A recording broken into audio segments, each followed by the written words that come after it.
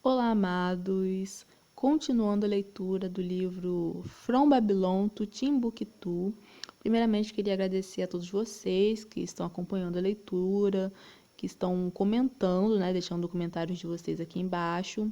Então, é muito gratificante para mim ver que vocês estão interagindo, que vocês estão acompanhando a leitura, tá bom?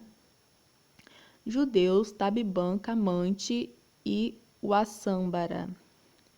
O professor Goldberg diz que o mundo Tabiban, ou melhor, né, que o nome Tabiban significa Smiths. Ele localizou esses judeus na Etiópia Central. Os judeus Tabiban eram realmente falachas, mas foram obrigados a aceitar um cristianismo nominal. Eles eram como os judeus marranos da Espanha, obrigados a aceitar uma religião contra a vontade deles. A palavra falacha em amárico, a língua oficial da Etiópia, significa imigrantes. Os falachas não se chamavam por esse nome. Eles usavam, né, o nome Bet Israel, a casa de Israel. Mas os abissínios os chamaram de falachas. Como as outras tribos na Etiópia chamavam a casa de Israel falachas ou imigrantes, isso sugeriria que talvez os falachas ou os imigrantes, isso sugerisse que talvez os judeus falacha chegassem à Abissínia mais tarde. Portanto, eles foram condenados ao ostracismo, porque não aceitaram o cristianismo. E fizeram muito bem em não aceitar, né? Os falachas mantiveram o monopólio dos comércios especializados na Etiópia. Eram trabalhadores de couro, oleiros, pedreiros. Os judeus... isso aqui está me dando trabalho. Os judeus Camante foram separados em duas classes. O Queberte, homenageado, destes escolhidos os sacerdotes, e os ietantes, pessoas pequenas ou insignificantes. Por sinal, essas duas classes foram chamadas por nomes que são semelhantes ao hebraico. Os judeus camantes consideraram Moisés altamente, né? E muitas outras personalidades do Antigo Testamento. Eles observam o Yom Kippur e as festas dos mortos.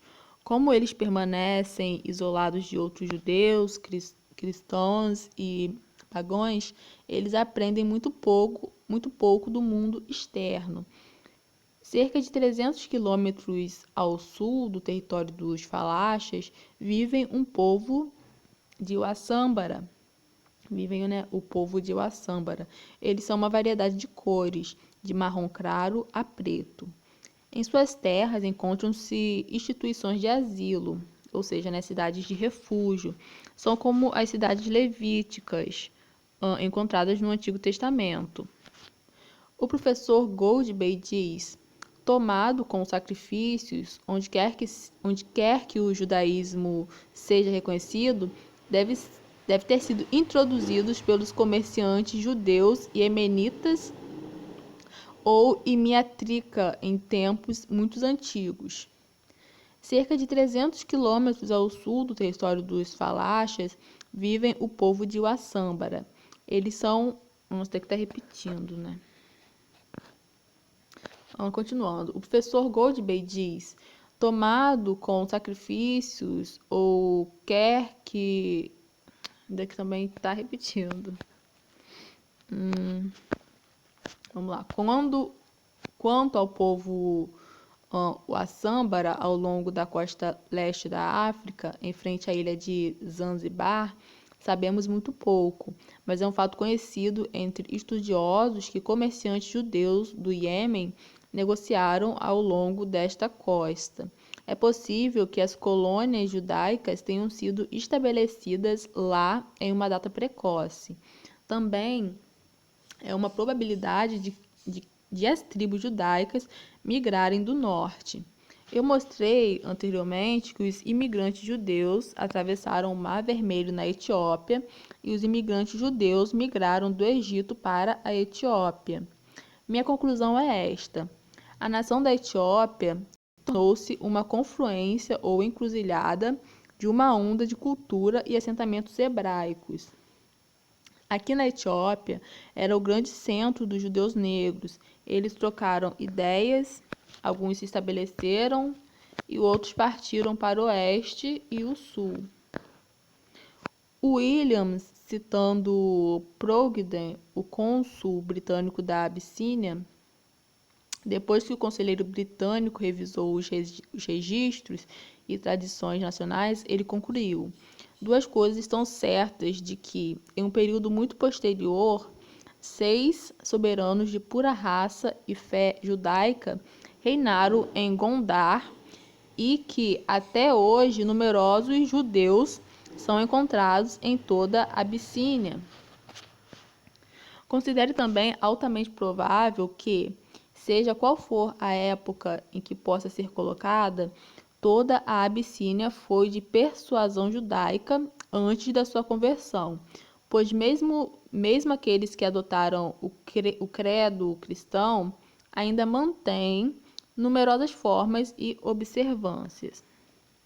Como podemos concluir a partir dos registros acima e outros, os cristãos da Abissínia já eram judeus.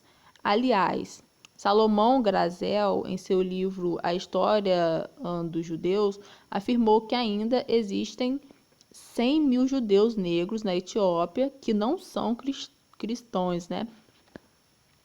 Depois que o rei Abraha da Etiópia aceitou o cristianismo no século IV, né, antes de Cristo, ocorreu uma grande mudança que foi desastrosa para a existência dos judeus.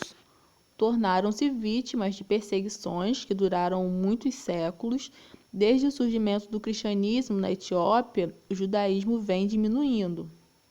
No entanto, apesar das pressões sociais e da discriminação, 100 mil judeus negros conseguiram sobreviver.